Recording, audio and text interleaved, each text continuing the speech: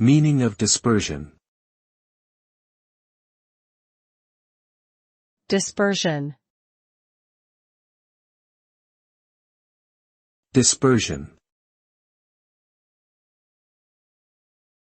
Dispersion. Dispersion.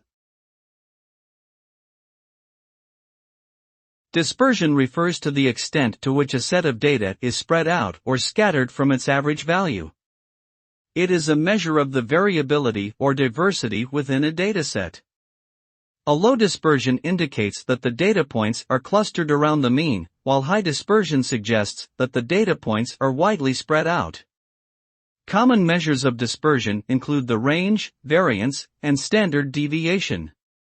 Understanding dispersion is crucial in statistical analysis as it helps to provide important insights into the nature and variability of a dataset.